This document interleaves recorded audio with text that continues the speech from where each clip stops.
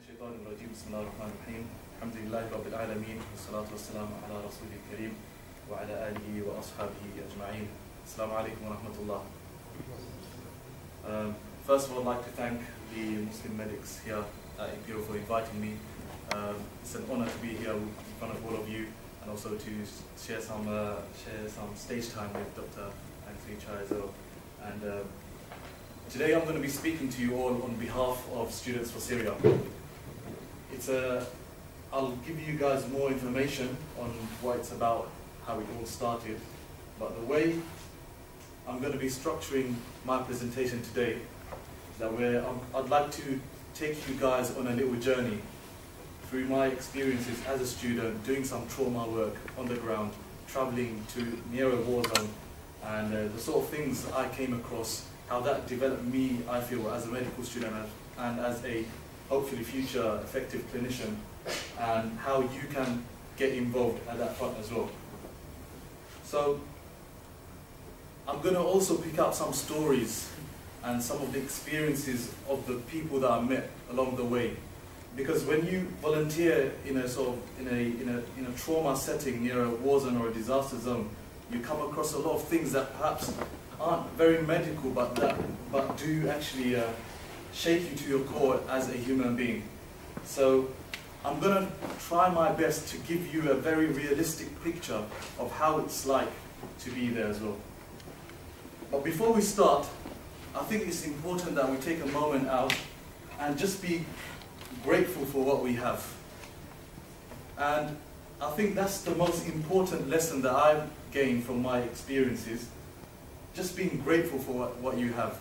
A lot of the time we take, security, peace, food, shelter, family, having breakfast with your parents, those sort of things, we take that for granted. And we don't really think about it because life, especially here in London, if you're a medical student, things are so fast, you've got so many deadlines, you've got clinics, you've got this, that, the other.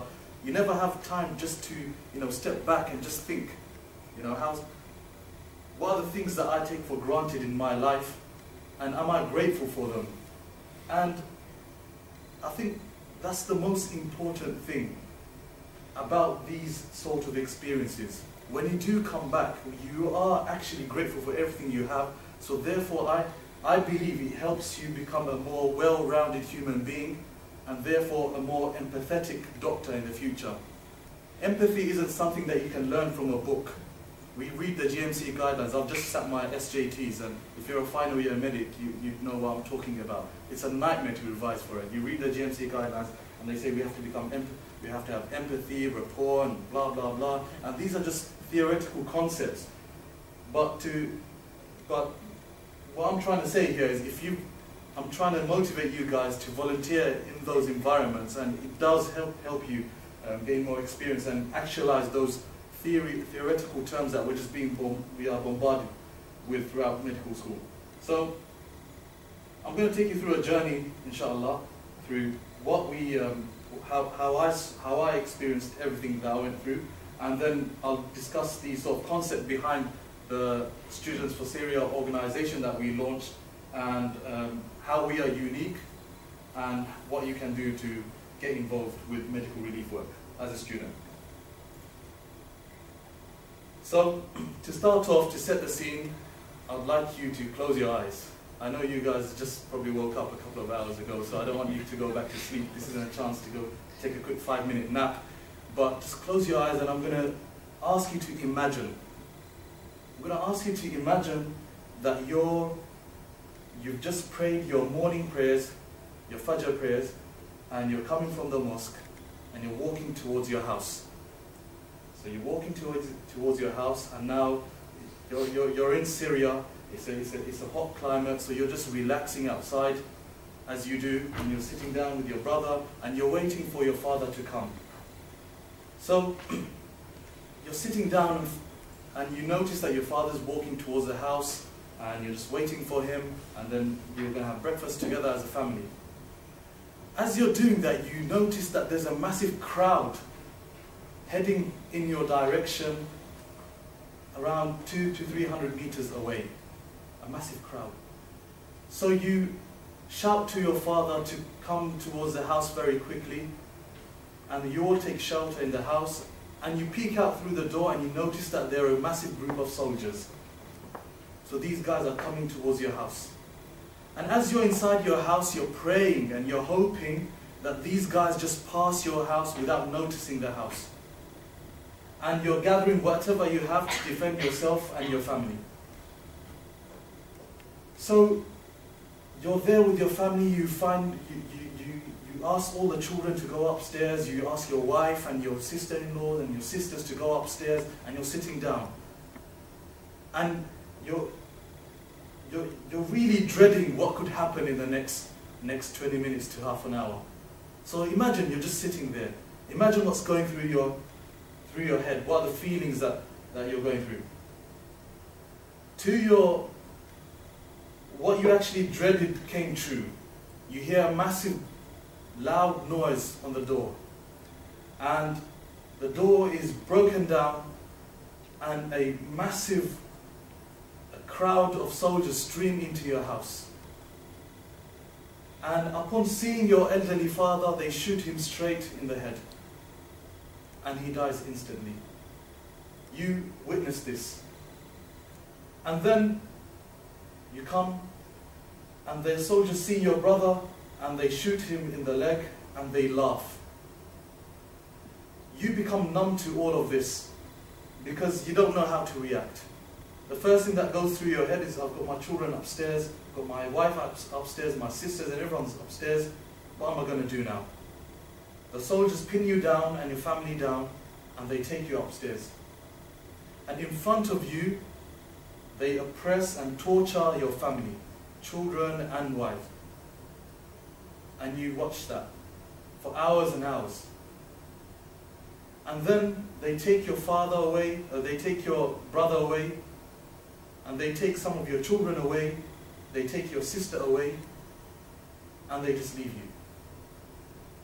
And 2 to 3 days later, you find out that they were killed and tortured, and you escape Syria with your family, and now you are living in the Turkish border. This isn't a story, this isn't a fictional story that I made up. This is the story of Mustafa, a man that I met in the border, someone that we're working with, and he's helping us establish orphanages and work with orphans. One thing I'll never forget in my life is the pain that I saw in his eyes. It's a visible pain that he lives with for the rest, that he will live with for the rest of his life. Why am I telling you this? If you as a medic want to volunteer in these type of areas in the world, you have to be aware of the emotional trauma that these patients or these people that you meet will go through and have gone through. Because us living in the West, we're very sheltered to those type of things. We look at, if there's 10 rapes that happened and 100 people killed yesterday in Syria. We look at the news and it's just a fact and a figure, just a bunch of statistics. But what we have to understand is one rape, one death affects a whole community, a whole neighborhood. It scars people for life. And when you go there, you realize that. But before then, I didn't really give much thought to that. It just was a fact and a figure. So, I'm just gonna. These are just some pictures of us doing some of our aid work. So, we landed in the near Turkey in the Hatay region, which is very close to the Syrian border, roughly 2 to 3 miles off the Syrian border. As soon as we landed in the Easter last year, we were driving into our hotel, and straight away the drivers started to get really panicked, and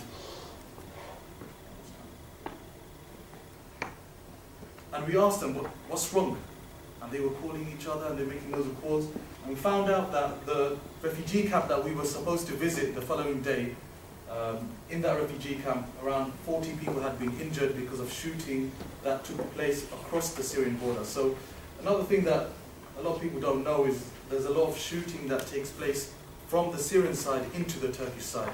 recently, I think 2 months ago, we found there was a big hoo-ha about a couple of people Turkish people that were killed from the Syrian side, and then Turkey, was ready to take some action. So even before that, this is a regular thing, and that's something that we found. So we still visited the refugee camps to see how it's like. When you do go to the refugee camps on the Turkish side, you have to realize that the Turkish military, they've got high presence there, and they're very protective over those camps. You can't take photos, you can't speak to a lot of people, because the situation in those camps is really dire. Medical treatment available there is absolutely mediocre. The refugees that come in there don't even have the sort of legal refugee status. I'm not sure. Recently, I think there's been some progress at that front. So there's a lot of questionable things taking place in those camps, and the Turkish government aren't too happy with foreign people coming in and foreign aid workers doing some good work there. So this is a little clinic that was set up at one of the camps, 200 meters off the border. You can just see the border in the distance there. That hill, just behind that hill, is the Syrian border. I went inside. There were a couple of nurses. There weren't any doctors there. One thing that you realize when you work in those zones, infection control is totally non-existent. There aren't any protocols at that front, and there weren't any. If someone came in with with massive hemorrhage or any traumatic injury, they won't be able to be. They can't be treated there. So just a couple of pictures from the refugee camp. These are some of the tents, and we went inside and we met some of the people there as well. So what I did later on in the summer when I went the second time round is we lived near the mountains on the Syrian border. Why? Because they're relatively safe from soldiers, and a lot of clinics have been established there because they're also safe from aerial attack. A lot of the clinics that have been set up in areas like Aleppo and close to that place have been bombed down by airstrikes, so therefore you find that clinics are always moving, so they're always on the move, which is very hard for the people who are trying to transport patients into the hospitals, because they don't know sometimes they don't know where the hospital exactly is. Another problem inside Syria itself is a lot of the specialists have moved out. So all of the cardiothoracic surgeons, orthopedic surgeons, vascular surgeons, they've all moved out when the war started. So what you have is you have a lot of orthopedic surgeons there, but if a child gets a bullet wound to the thoracic cavity, for example, and they go to a clinic and there's just an orthopedic surgeon there, to be honest, there's nothing that they can do. So there's not a really good system to triage people to the right specialist care. So that was something that we noticed, and then we worked at that front, and I'll tell you what, I'll give you some more information on what we've done at that front. Just some personal reflections. When I first went to live in that area near the mountains, it's just a regular thing to be under missile attack. Anyone who does medical work, people who go with MSF and stuff like that, they'll realize that you're under constant danger, and that's something that you need to factor in to your journey, because medical relief work is romanticized. We all became doctors because we want to help people, we want to save lives, and we watched Scrubs or Grey's Anatomy, and we thought that's really cool, and therefore we want to become doctors. But if you do go to those areas, you have to understand that you're putting yourself at personal risk. The most scary thing, frightening thing that I saw in my life, well, I was really frightened is the first time you see a missile. It's like you're sitting there during the night. We went to those clinics first during the night, and you can visibly see 5 or 6 lights just going up in the sky. And then when the fire behind the missiles just extinguishes, what happens is you can't see anything, and you have to wait for 30 seconds to see where the missile goes. There's no point of running anywhere because you don't know where the missiles are going. So the missile could land 100 meters away from you or a kilometer away from you. It doesn't really matter where you run. So you just sit down and you just wait for it to land, and then you hear an explosion close by. So for me, this isn't something that you're exposed to here in London all the time. Never, actually. So what's my personal reflection from that? I think it is quite liberating to sometimes feel that I know this may sound very weird, but sometimes it's, to a certain degree, it's quite liberating to know that perhaps this may be my last day on earth, or my last week on earth. Why do I say that? Because then nothing really matters. What you're doing, like you're here, you've traveled here to help people. That's what really matters. And your life becomes like, you look back to what's happened throughout your life, and you look back and you think, well, it helps you distinguish between all the real important things that you've done so far, and a lot of the small things that we're on a spiritual level that we're involved with, like thinking about others and our intention and what other people think about us, and all of the things that we've done in our lives. At that front, it looks so silly, and all the genuine moments of kindness and good deeds and compassion that you've had in your life you feel that, you hope that they're accepted by Allah subhanahu wa ta'ala, and you hope that when you do come back, you can increase in them. So it's a life-changing experience, and when you come back, you have a different worldview. And also I realized that the people over there, they live under these circumstances every single day. So that their faith and their iman was amazing, was absolutely amazing. I was inspired by their iman, because for them nothing mattered except their ibadah and their standing in front of Allah subhanahu wa ta'ala. Some of the cases that we see, a lot of, sometimes people think that if you're a surgeon, then you'll make a big difference, but if you're an anesthetist, if you're an anesthetist, you'll save lives. You will save lives, because we all know the whole ABC framework. Airway comes right at the beginning, and they're experts at airway management.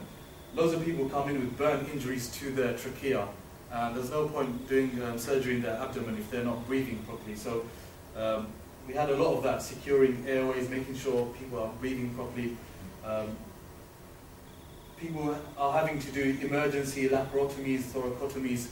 They don't have facilities to do like specialist surgery to make sometimes you just go in blind.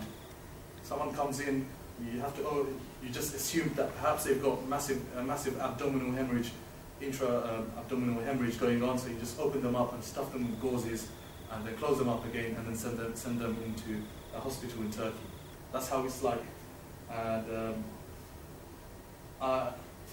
fortunately or unfortunately, I took part in some of these procedures. I did a pericardiocentesis. I'm really happy with that. That's probably the most tense moment of my life, putting that needle in and just waiting for that small amount of fluid to come into the syringe before accidentally puncturing the heart. So that was really loads of adrenaline there. And as you can see, loads of fractures, so there are loads of surgeons fixating fractures. The problem with a lot of medical care in Syria and also near the border, along the mountains along the border, is they don't have, you just have to make do with what you have. And for me, I remember one day there was a couple of patients coming into the clinic that I was working in, and I was given this patient that had shrapnel injuries to their body, but alhamdulillah they were stable, but their chin was literally hanging off. None of the vasculature in the neck was affected, so it's just we just need to suture the skin back on. So with me, that was a stable patient, so they just gave the patient to me, and I had a couple of nurses with me, and all the other doctors, they were concerned with the patients that needed immediate attention. So the thing is, I went to the store cupboard and I found that we didn't have no lignocaine, no anesthesia or any drugs that could numb the pain. We eventually had to stitch the person up, but they could feel every single needle going into their body. And you had to, I mean, that brother who came in, mashallah, he was a really brave man and he took the pain. But that's happening every single day. People are having procedures done on them and they can feel everything because there just isn't enough medical aid going in. loads of people just pass away on the scene, and like I said, there are very few specialist doctors around. And one thing that we were trying to work on was training individuals to help establish a triaging network. So if you've got a city, to map out all of the specialists there and get all the GP volunteers or medical students to go inside the rapid response ambulances and do an initial assessment on the ground, and then have a look at the map and then send them to the required specialists. A lot of people die because they just go to a clinic that just doesn't have the right specialists around, someone who can't deal with the injury at hand. Okay, so I was involved in training up some field medics with the doctors that we had on board, and also some of the lay people in basic life support, and establishing this triaging network. And also we delivered a lot of aid. This is a miraculous substance. It's called Celox. I'm not sure if you guys have heard of it. It was it's a hemostatic agent developed by the British military in their work in Afghanistan. What it does is it stops. It has a capacity to stop arterial bleeding. So you just pour the powder in, you apply pressure, and it can even stop clot blood that's been warfarinized, or someone who's severely shocked and their body temperature is down. And if you've been revising your medicine, you'll know that the clotting factors just go down, and they don't work at all when the temperature goes down. Acidosis, blah blah blah blah. But I'm not here to teach you guys pathology. Anyway, so this has saved lives. There was a patient that came with a severed femoral artery. If you've ever seen or heard about a severed femoral artery, it just pours out. So we poured a sachet in, applied pressure, and we saved his life. So we're sending in a lot of Celox into and supplying a lot of the clinics there with Celox. It saves lives, and that's something that Students for Syria has been doing. And this is another medical pack that we fundraise for. This contains just basic antibiotics, broad spectrum antibiotics, and some anesthetic agents, and some basic tools that can be carried around to do basic procedures on the ground. I was amazed by this story. If you just stand on the Turkish border and you get some binoculars out, you will see a mountain called Rifat, and it's a town. This is the town. It's a town there. It's been freed. It's a safe haven now for a lot of the Syrians who travel from the war-torn parts of Syria, and they stay there. And I think last year, February or March, this town was under attack by the Syrian army, and the people there, what they were doing, they all went up the mountain to seek refuge from what's happening from the army. And whilst they were up in the mountain, they got all the sandbags together, because as you know, what the army does is they get pictures of Bashar al-Assad and they make people prostrate to that, and they do silly things like that. And there's a lot of stuff going on at that front. And with them, they went up the mountain, and whilst the army was shooting at them and all of that, all the men, women and children got sandbags together, and they wrote on their army, and you can see it on that mountain, you can see it from a distance. It says, "Lan narka illa lillah," that we don't bow to anyone except Allah subhanahu wa ta'ala. So in that very difficult circumstance, these are people of faith. They stick to their principles, and even though they're being bombarded from every single direction, you know, as you approach the border, you see that written on a mountain, and it's just amazing, an amazing sight. And I thought I'd just share that with you. This is a Syrian army checkpoint near the border, which was manned by the Syrian army, and we foolishly took photos of. We also did some aid work in terms of just delivering food to villagers, poor villagers, Syrians who just come across the border and just living along the border. These are just some photos. These are just some. As you know, inside Syria, there are certain regions that have been under siege for a couple of months. This is a village in Hama, which has been under siege. And a lot of children, you find out that a lot of children have been dying from malnutrition because they just haven't been able to access enough food. So that's something that we've also been doing through our contacts. Another branch of our work has been with the orphans that come across the border, just working with them. We organised a fun day for the orphans at the refugee camps along the Turkish border during the summer. One thing I'll tell you, we were handing out some basic sweets and stuff like that, and as soon as I got my bag of sweets out, these guys, if you just had a look at their eyes, you can see that they probably haven't seen sweets for months on end. And it was quite funny because me and another brother, we got our sweets out and they literally jumped us. I was on the floor, I was getting smashed by little kids, and I couldn't do anything because they're orphans. What can you do? So you just have to take the beating, and all the other brothers, they just ran away. So this was literally just after I was talking with those kids over there, they just all jumped us. It's funny, but it's quite sad because we were talking with them, we were joking, and they were curious. Whenever they see foreigners, they're really curious as to who you are and what you're doing. But as soon as you open the sweets, you can see they just become totally different. They go mental, and it's quite sad because children shouldn't be going through that. These children should live normal lives where they have access to toys and stimulating educational experiences and books and crayons and all of that, but they don't. And that's normal in a war zone because people are more concerned about saving people's lives as opposed to just looking after the children, making sure they got toys and sweets and things like that. This is another child.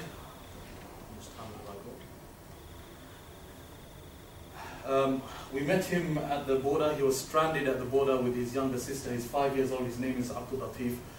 He was stranded with his younger sister. She was 3 years old. During that night, there was a massive aerial attack in the village that they stayed in, and what happened? His sister was rescued from the rubble, and we could visibly see that her legs were crushed. He was there. He didn't have any family with him. One of his neighbors just left him at the border, hoping that someone's going to take him into Turkey, and they just went back to help out in the town or village that they're from. So we took him to one of the hospitals in Turkey, and I was speaking to him, and he was telling us that he saw his parents die in front of him and his brother die, and he was talking about it. He was giving us vivid descriptions. Again, he's a 5-year-old. He shouldn't be going through these type of experiences, and if you just look at his eyes, you can see he had this. One thing I realized, he had this really distant look, and I don't know what kind of, in the long term, the type of trauma or psychological trauma that he's going to have to face as he goes through his life. And we tried to cheer him up. We tried to give him some toys and things, and it just didn't work. So we went away, and as we were leaving, his sister was in the operating theatre, so we just wanted to go in and find out what's happening, and we found out that she passed away. She was having a vascular procedure being done. So there are many children like that who just don't have anyone to look after them, no family, nothing. So we sponsored this child, and also and with some of the doctors, they arranged for his care, and recently I found out that he was reunited with his extended family, so I was really happy with that. But we have many children like that. And trauma work isn't, when you do trauma work, you shouldn't think of it in a very narrow way, or I just want to go in, fix the problems and go out. But there's a long-term aspect to it. There's a psychological, sociological aspect to trauma work, and also there are so many other logistical things that you need to think about. Okay, I met loads of inspirational doctors that came around from all over the world to help. There were cardiothoracic surgeons, neurologists, and physicians who left their job, quit their job just to come and help out. I think it's inspiring that the world is still producing selfless people like that. They're not getting any wages. These people, you probably never see their faces, you'll never hear of them. And when you go to these regions, you find, really real human beings that are really selfless. They literally, I can't see any worldly interest in what they're doing, apart from the fact that they've sacrificed all they have to go out and just to help people and to give comfort to people. Some British doctors, I was inspired by this pair of doctors. They were from Australia. These aren't their real names, by the way. Dr. Abu Sadiq and Sadiq. He's a neurologist, and he quit his job for 2 years. I think he took like a sabbatical for 2 years. He came with his wife. They had young children, and they left their children under the care of the grandparents. And both of them were working at this clinic I visited. And it's just inspirational, you know, the sort of sacrifices they went through just to help people in this region. I also met many patients. These are some of the patients. I don't have enough time to go through their stories. We also sent in a convoy of medical vehicles. You realize that at the moment you can give as many medical supplies into Syria, but if you don't have good vehicles that could take people to those hospitals, then you don't have an infrastructure to work with. So you'll just be a specialist sitting down in the hospital without anything to do. So we realize that there's a need for vehicles, not just normal ambulances, but they need 4x4 ambulances that could withstand the terrain over there. So we recently sent over a convoy. So I'm going to finish in the next 5 minutes. I've gone over time, I think. What are the lessons? You know, throughout my life, I've been going to many talks about, you know, the hadith of the Prophet Muhammad sallallahu alaihi wasallam. You know, you can't be a true believer until you love for others what you love for yourself. لا يؤمن أحدكم حتى يحب للناس ما يحب لنفسه. You can't love for other people what you love for yourself. You hear this so many times. You hear it, but to gain true knowledge of this hadith, you have to put it into action. And I have to say, when I didn't do much, there are people out there who are real heroes. I just went in for a couple of weeks and just did a few things here and there and organized a couple of things and then came back. But when I met people and the sheer amount of human suffering that I saw, living with them and sharing in the pain that they had, and just trying to do whatever I can to help them, it felt as if this was the first time I actually realized what this hadith meant. Until then, it was just theoretical knowledge and an idealistic concept that we always talk about.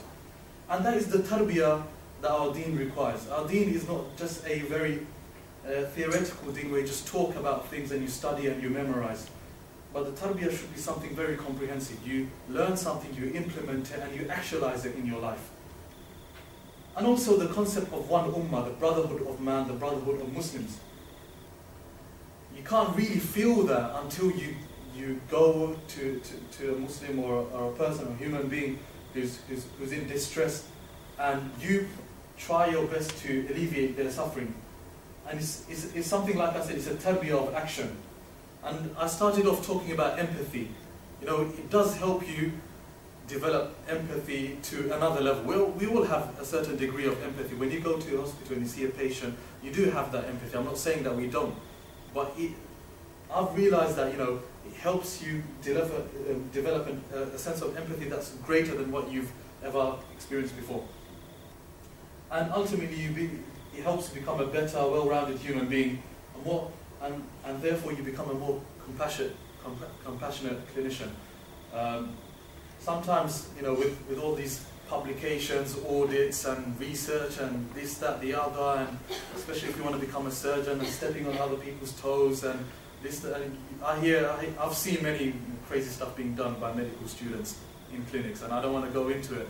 But my philosophy, and I think that's something that we should stick to, if you're not compassionate in your professional life, then I don't think you can truly be compassionate with your patients. And I think it's important for us to try to internalize that within our careers and the way we go about doing things, and this does help. These sort of volunteering opportunities do help.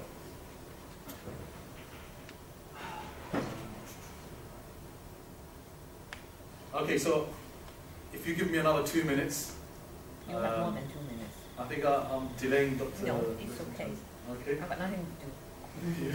You've got nothing to do. It just makes me feel bad. No, I definitely don't have anything to do then. Alright, so where did this whole thing start off from? Well, a couple of January last year, me and some brothers, we just got tired of reading stuff about Syria, reading stuff about Palestine, reading stuff about what's going on in the world, and I just got so frustrated with the lack of, with my personal sense of inaction. So me and some other brothers, we sat down in a cafe and we said, look, what can we do? So we had a quick brainstorm and we thought, look, let's do some charity work.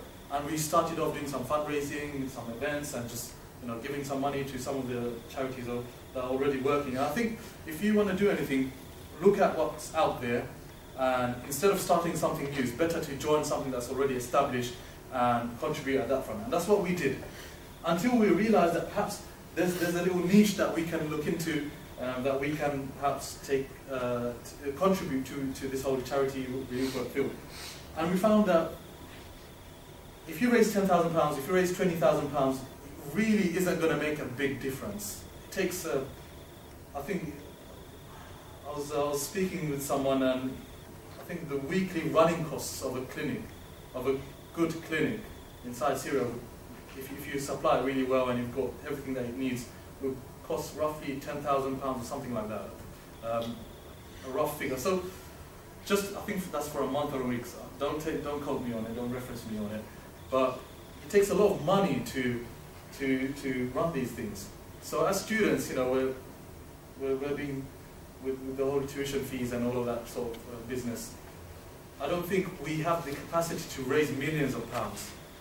Perhaps we can have a vision to raise that amount in the future, but we don't really. Our money, I don't think, will make a massive difference. But whatever you give will help. So we thought that perhaps we can make a difference if we change as individuals through the process of raising that money, through the process of volunteering, and through the process of going there and seeing them. If we can change as individuals, if we can become better human beings, then the effect that we'll have in the communities around us, in the society that we live in, and perhaps in the global world, if we can become the next leaders of the Ummah tomorrow, then I think that's a greater investment in the future. So what we decided to do is create a sort of program of action-orientated self-development. So we wanted students to come on board to learn what's going on in the Ummah, to learn the Islamic theory, to volunteer, to raise the money, to organize the delivery of aid, and to go there yourself to actualize all the theory that you've been listening in all of the khutab and the Friday Jum'ahs that you've been going to, all the circles you've gone to go there and actually actualize that into your personality, and then come back and then inspire others, not through preaching but through showing them what you've done, and inspire them to go out and make a difference. And that is the sort of concept behind our work. It's a full cycle of youth-led or student-led change. So it's a different, unique angle on relief work or charity work. Usually what you have in charity work is you raise money, you give it to a third party, they go, they do whatever they need to, and then they give you a report a couple of weeks later. What we wanted is we wanted to break all of the barriers, and we wanted every single university or community to know a friend who's gone there, who's come back, who's delivered the aid that they raised money for, and then they have a personal touch with that person, thus making this whole conflict situation more human, more close, as opposed to being a distant thing that you hear about on the news and then you receive a report from a charity in a couple of weeks' time. And for me, and as a Muslim, I draw inspiration from this ayah in the Quran. Allah subhanahu wa ta'ala says, أعوذ بالله من الشيطان الرجيم, ولا تهنوا ولا تحزنوا وأنتم الأعلون إن كنتم مؤمنون. Don't weaken, don't grieve, don't be sad. You will have the upper hand if you're truly believers. And we know that Iman constitutes, the Iman of a Muslim constitutes of the belief that takes place in the heart, testifying it with your tongue, and then acting with your limbs. And all of those three components together become Iman. And that's my inspiration for starting this Students for Syria platform. And that's what it's about. If you really want to do something for the Ummah, it's very simple. You're supposed to be that blue guy. You come in, And then we organize seminars, courses, camps, residentials, where you can go and learn about your deen, learn about the concept of the Ummah and its basis in its theological basis in the Quran and the Sunnah. So you learn all the theory. And then you can go out and raise awareness, talk to other people, actualize that in speech. And then we will organize all the logistics, and if you want, you can go out there and deliver the aid, do the work, and go through and develop yourself as a human being through that process until you can hopefully become a better human being, a true mu'min, and then you come back and you inspire your own respective community. So how can you share in this change that we're trying to instigate? Instigate sounds like a really heavy word that we're trying to initiate. So we have loads of things that you can get involved with. You can get involved in action groups where you come to where you just get together with a couple of friends, and then we set you up as a group, and you can fundraise, you can organize events throughout the year, and then we'll give you a list of all the things that are needed, and you choose what you want to fundraise for and how much of that you want to give, and then if you want, you can take part in some of our trips. We've got all of the major ISOCs involved in London. Imperial raised money, sponsored one of the ambulances. Actually, there's a photo of one of your ambulances. We put your logo there, and there's a small Arabic message at the bottom saying, هذا هدية من إخوانكم وأخواتكم من جامعة Imperial في London. And what else is it? لا تنسونا في صالح دعائكم. So it said that, so this ambulance goes around in Syria, right? And every single person who reads that, this is a gift from your brothers and sisters from Imperial College, London, and don't forget us in your righteous prayers. So, you know, this ambulance is going around saving lives in Syria, and we've got that message there. So, jazakumullahu khairan for that. You can take part in some of the convoys, medical aid convoys, if you like driving, if that's your thing, and you like driving through rough terrain, and you like the adrenaline that comes through that. You can come. We have convoys leaving London, going all the way to the border, and then our Syrian counterparts take it in. We're launching a project called the Children of Martyrs. As you know, loads of people are being martyred in Syria, and then they have children and wives and parents, and usually the way it's set up there, the male is usually the breadwinner for the family. So I think we're trying to provide for these families, and every couple of months we have a little trip, a weekend trip, where we want students to go, fundraise from your university, go there, and then deliver aid, organize a fun day for the children, and just to see how it's like, hear their stories, and then come back. You can volunteer at a clinic, and also if you have an idea, come to us and we will try and make it happen. So don't let the good deeds slip by. I always tell people that usually people can be classified into 3 groups when there's an opportunity. There's some people, what they do is they grab hold of that opportunity, they're at the forefront, and they make a difference, and they act. Others will sit back and just see how it goes, analyze the situation, perhaps support in terms of just give some verbal support, or perhaps criticize even. Others, they will sleep through the whole thing, and after all the hard graft work has gone through, they get up and they say, what just happened? So I'd like to ask you, which group do you want to be part of? I would like to be part of the group that respond, try to do whatever they can within their capacity to make a difference in the society that they live in, and try to be a good human being who makes a difference in the world that we live in. We need more people who are concerned with people around them. I think we live in a very materialistic age, and all this capitalism and all these ideas that we're being bombarded with, we become very individualistic, and we're just concerned with me, myself, and I. We need more people who put me, myself, and I right at the bottom and do things for other people. And I believe that if we can all start something here, hopefully our children and grandchildren will grow up in a better world, inshallah. So please get involved. We've got an email address here, you can note it down. We've got a Facebook page. Like our Facebook page. If you're keen on your Twittering, we've got a Twitter thing. And also we've also got a Facebook group as well, so you can join that. So, Jazakumullah khairan. I hope I didn't bore you with this really long lecture, and I guess there will be an opportunity to ask questions later on.